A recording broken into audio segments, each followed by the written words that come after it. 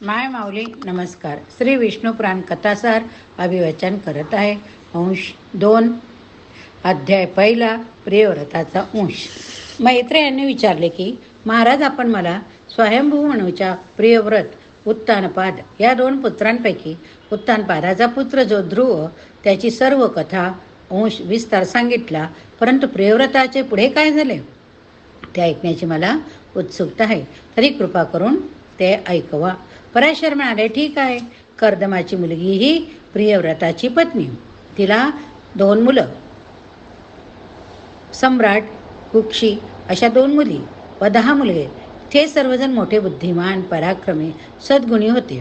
त्यांची नावे अशी होती: अग्निक्त, अग्निबाहू, वपुष्मान, धुतिमान, मेघातिथी, मेधा, भव्य, सवन, पुत्र, यथार्थ, ज्योतिष्मान.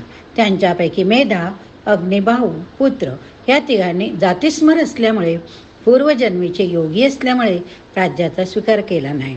बाकीच्या 7 जणांना पित्याने पृथ्वीवरील 7 द्वीपे वाटून दिली. ती वाटणी अशी: अग्नित जंबूद्वीप, मेधा लक्ष, वपुष्मान शाम्ल, धुत्रिमान क्रोच, भव्य शाक, सवन पुष्कर आणि ज्योतिष्मान कुश. त्यांच्यापैकी जंबूद्वीपाचा राजा अग्निध्र याला 9 मुलगे झाले. त्यांना पित्याच्या राज्याचे 9 विभाग करून वाटून दिले. पुढे अग्निध्र तपश्चर्येसाठी निघून गेला. त्यात नाभी नावाचा जो पुत्र होता त्याच्या वाट्याला हिमवर्ष हा भाग आला, सध्याचे भारतवर्ष. इतर जे 8 विभाग आहेत त्याच्यावर गतिमान काळाचा कोणताच परिणाम होत नाही. भारतवर्षाचा शासक जो नाभी, त्याची पत्नी मेरुदेवी, हिला ऋषभ या नावाचा एक तेजस्वी पुत्र झाला. ऋषभदेवाचे 100 पुत्र होते. त्यातला सर्वात वडील पुत्र भरत नावाचा होता. तो जाणता झाला तेव्हा त्याच्या हाती राज्य देऊन ऋषभदेव पुलहदेवी मुनीच्या आश्रमात गेला. भरताला सुमती नावाचा पुत्र होता.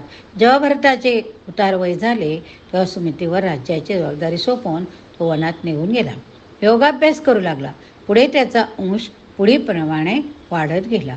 सुमंतीत पुत्र इंद्रद्युम्न, त्याचा परमेष्ठी, त्याचा प्रतिहार, त्याचा प्रतिहर्ता, त्याचा भव, त्याचा उद्विग्ध, त्याचा प्रस्ताव, त्याचा पृथु, त्याचा नक्त, गय, नर, विराट, त्याचा महावीर्य, त्याचा धीमान, त्याचा महांत, त्याचा मनुष्य, त्याचा द्वष्टा, त्याचा विरस, त्याचा पुत्र रज, त्याचा शतजित असे पुत्र एक पिढीत होत गेले.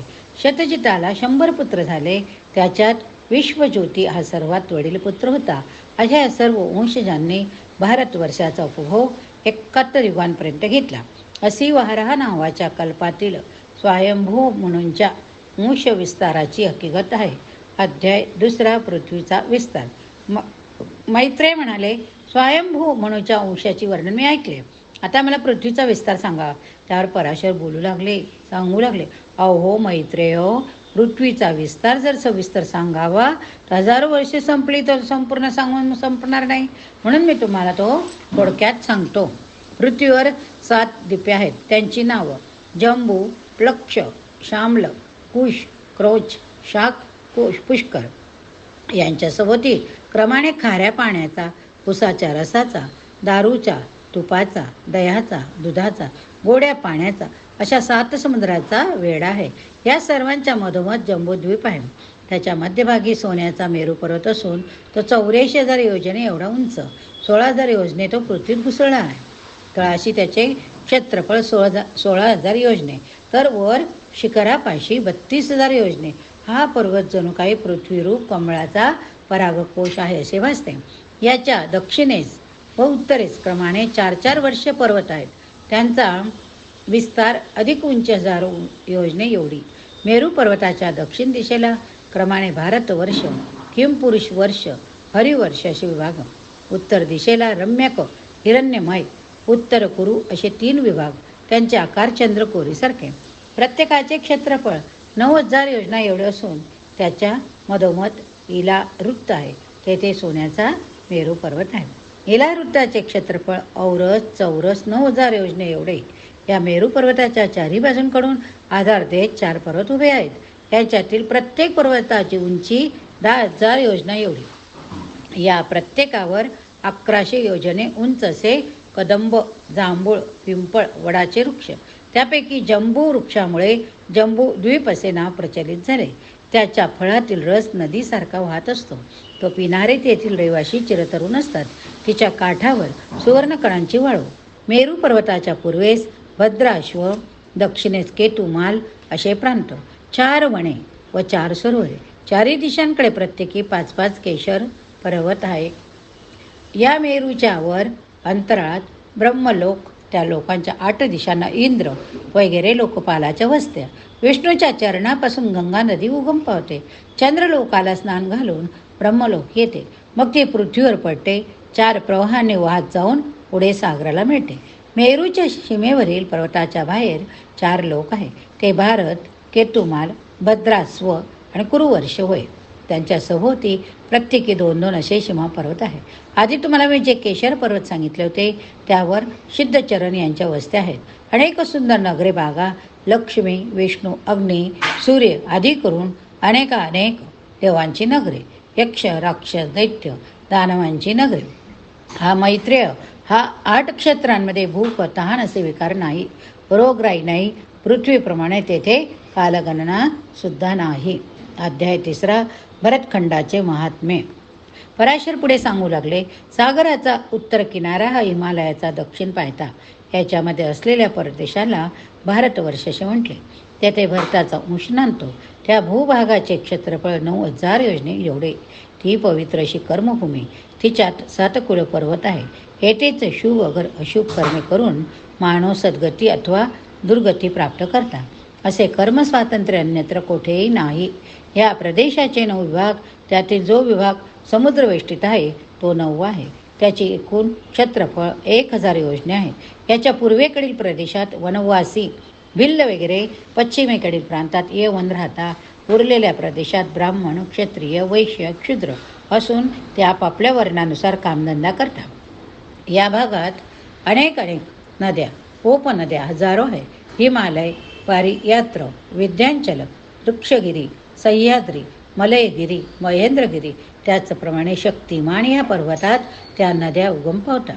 या सर्व नद्यांच्या किनारे सुपीक प्रदेशात अनेक जातीचे लोक राहत असतात. ते सर्व जण परस्परांची मिळून मिसळून राहतात. अहो मैत्रीय मुनी, 4 युगांची कालगणना फक्त भारतातच प्रचलित आहे, दुसरीकडे कुठेही नाही. परलोक साधावा म्हणून येथे मुनिजन तपस्या करतात. याज्ञिक लोक यज्ञ याग करतात, दानधर्म करतात. येथे यज्ञानुसार भगवान विष्णूची आराधना होत असते. इतरत्र अन्य द्वीपांमध्ये आराधनेचे वेगवेगळे प्रकार पद्धती आहे. या जम्बूद्वीपात भारतवर्ष सर्वश्रेष्ठ होय. त्याचे कारण म्हणजे कर्मस्वातंत्र्य फक्त येथे, इतरत्र नाही. इतर देश फक्त भोग भूमी आहे. जीवाला अनेक जन्माच्या फेऱ्यानंतर केव्हा तरी मानपुण्याचा उदय झाला की या देशात मनुष्याचा जन्म मिळतो. अशा जीवांचा देवांना सुद्धा हेवा वाटतो. असे हे 4ही बाजूंनी खाऱ्या पाण्याच्या लाखो योजने वेढा असणारे 9 खंडांनी युक्त जम्बूद्वीप आहे. अध्याय 4 आणखी काही द्वीपे. पराशर म्हणतात की जम्बूद्वीपाचा आकार 1,00,000 योजने एवढा असून ते खाऱ्या समुद्राने वेढलेले. त्याचप्रमाणे 2,00,000 योजने विस्तार असलेले प्लक्ष नावाचे अजून एक द्वीप आहे. त्याच्या अधिपती जो मेघानतिथी आहे त्याला 7 पुत्र आहे. त्याची नावं शांतहय, सुखोदय, आनंद, शिव, क्षेमक, ध्रुव, शिशिर. ते त्या द्वीपाच्या 7 भागावर राज्य करतात. प्रत्येक भागाच्या सरहद्दीवर अनेक पर्वत आहे. ते म्हणजे गोमेद, चंद्र, नारद, दुदुंबदर्भा, सोमक, सुमना, वैभाज. त्या द्वीपावरचे रहिवासी चिरंजीव असून तेथे देव, गंधर्व तसेच पुण्यात्मे राहतात. ते नित्य तरुण असून तेथे रोगराई, व्याधी यांची नावनिशाण नसते. त्या द्वीपात 7 नद्या वाहतात. त्यांच्या नावाचे स्मरण केले तरी पापाचा नाश होतो. ती नावे कोणती? अनुतप्ता, शिकी, विपाशा, त्रिदिवा, अक्रुभा, अमृता, सुकृता असे. या नद्यांचे जलपान करणारे रहिवासी जसेच्या तसे निरोगी चिरकालापर्यंत असतात. तेथे म्हणजे प्रलक्ष द्वीपापासून शाकद्वीपापर्यंत 6 द्वीपात नेहमी त्रेतायुग हे एकमेव युग असते. 5000 वर्षे एवढी आयुष्याची मर्यादा तेथे. तेथे आर्यक, कुर्र, विशिद्य, भावी 4 जातीचे लोक तेच ब्राह्मण, क्षत्रिय, वैश्य, क्षुद्र. या बेटाच्या सभोवार उसाच्या रसाचा समुद्र. तेथे श्रीहरीला सोमरूपात भजतात. दुसरे जे शामल नावाचे बेट, त्याचा शासक व पुष्पमान होय.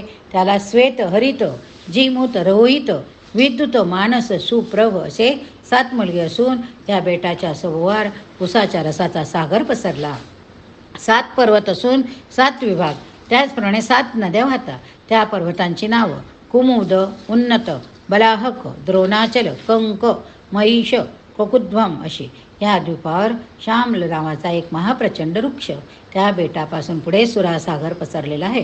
त्यांच्यामध्ये कुशद्वीप नावाचे बेट, त्याचा स्वामी ज्योतिष्मान. त्याच्यानंतर क्रौंचद्वीप, याचा स्वामी धुतिमान. पुढे शाकद्वीप असून याचा स्वामी भव्य. त्याच्याही पुढे पुष्करद्वीप आहे, त्याचा स्वामी सवन आहे. लक्षद्वीपापासून तो शाकद्वीपापर्यंत प्रत्येक बेटाच्या समोर क्रमाने खारा समुद्र, उसाच्या रसाचा समुद्र, मदिरा सागर, तुपाचा सागर, दुधाचा सागर असे पसरले. या प्रत्येक बेटावर 7 विभाग असून त्यात पर्वत, अनेक नद्या, 7 राज्य असून प्रत्येक द्वीपाचा आकार एकाच्या दुप्पट असा. या द्वीपावर दैत्य, दानव, मानव, देव, यक्ष, गंधर्व, किन्नर, देवगण, महात्मे, पुण्यात्मे राहतात. प्रत्येक द्वीपामध्ये भगवान विष्णूची क्रमाक्रमाने सोम, वायू, ब्रह्म, रुद्र, सूर्य अशा रूपात आराधना केली जाते. प्रत्येक द्वीपावर वर्णव्यवस्था आहे. शेवटचे व 7वे जे पुष्कर नावाचे द्वीप आहे ते सर्वात मोठे असून त्याच्यावर फक्त 2 विभाग. मधोमध एक मानस सोत्तर नावाचा पर्वत. तिथल्या रहिवाशांची आयुष्यमर्यादा 10,000 वर्षे एवढी. तेथील रहिवाशी हे राग, द्वेष विरहित असून कोणताच भेदभाव नसतो. लौकिक व्यवहार नसून सदा सर्वदा सुखदायक वातावरण असते. आहार विहार यांची उत्तम व्यवस्था तेथे आहे. तिथला सभोवार पसरलेला मधुर पाण्याचा सागर कधी खवळून उठत नाही. त्या द्वीपावर एक भला मोठा वटवृक्ष असून त्यावर ब्रह्मदेवाचे वास्तव्य असते. अशी 7 द्वीपे एकानंतर एक अशी 7 समुद्राने वेढलेली. या द्वीपाच्या नंतर 10,000 योजने लांब रुंद तेवढाच उंच असा लोकालोक नावाचा सोन्याचा पर्वत. तेथे कोणतीच वस्ती नाही. त्याच्या पुढे मात्र घोर अंधार. अशा ब्रह्मांडाचे केंद्र आहे पृथ्वी. ती या सर्वांचा समतोल राखते. पंचभूतात्मक पृथ्वी सहित अखिल ब्रह्मांडाचा विस्तार 50 कोटी योजने एवढा आहे आणि उंची 70,000 योजने आहे. अध्याय 5 पराशर पुढे सांगता या पृथ्वीचा एकूण विस्तार 4ही बाजूंनी 70,000 योजना एवढा. तिच्या खालच्या दिशेला 10,000 योजनाचा अतल, वितल, नितल, गवस्तिमान, महातल, सुतल, पाताल असे लोक. तिथल्या भूमीची वर्णसुद्धा सफेद, काळा, तांबूस आणि पिवळा, तसेच रेतांड, खडर, काळ, सोनेरी अशी जमीन कुठे कुठे आहे. दैत्य, दानव, यक्ष, राक्षस, मोठमोठे नाग असे तिथले रहिवाशी. महर्षी नारद एकदा देवांना म्हणले की पाताळ लोक हा स्वर्गापेक्षा कितीतरी पटीने अधिक सुंदर. तिथल्या नागांच्या अलंकारातील कित्येक रत्न पृथ्वी मोलाचे. तिथे दिवसा सूर्याचा प्रकाश असतो पण उष्णता नसते. रात्री चंद्राचा प्रकाश असतो पण थंडी नसते. दैत्याच्या व दानवाच्या सुंदर सुंदर स्त्रिया ये जा करीत असतात. तेथे गीतसंगीताचे सूर सतत गुंजत असतात. सर्व प्रकारचे सुख उपभोग उपलब्ध असतात. अशा सर्व पाताळाच्या खाली विष्णूचा जो शेष नावाचा तमोगुणी अवतार आहे त्याचे वर्णन करायचे अशक्य आहे. त्याचे अनंत असे एक नाव आहे. तो निर्मळ पांढऱ्या शुभ्र रंगाचा असून त्यावर स्वस्तिकाकार खवले आहे. त्याला हजारो पण असून प्रत्येकावर त्रिभुवने प्रकाशित करणारे मणी आहे. नागर व मुसळ ही त्यांची शस्त्रे आहे. त्यांची वस्त्रे निळ्या रंगाची असून अंगावर इतर भूषणे एकच कुंडल होय. डोळे सदैव लाल असतात. त्याची शोभा वारुणे नावाच्या देवीकरता ही सप्तद्वीपांतिक पृथ्वी त्याच्या मस्तकी एखाद्या फुलासारखी शोभून दिसते. ज्यावेळी तो जांभई देतो तेव्हा पृथ्वी डगमगते. त्याच्या शक्तीचा अंदाज कुणालाच येणार नाही म्हणून त्याला अनंत म्हणतात.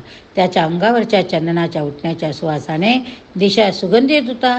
याचीच भक्ती करून गर्ग मुनींना ज्योतिषचक्राचे संपूर्ण ज्ञान प्राप्त झाले. अशा यशेषाने पृथ्वी आपल्या डोक्यावर तोलून धरलेली आहे. या ठिकाणी अध्याय समाप्त झाला. पुढील अध्यायात पुढील कथा आपण बघूया. ओम शांताकारं भुजगशयनं पद्मनाभं सुरेशं विश्वाधारं गगनसदृशं मेघवर्णं शुभांगं लक्ष्मीकान्तं कमलनयनं योगिविद्यानगम्यं वन्दे विष्णुं भवभयहरं सर्वलोकैकनाथं.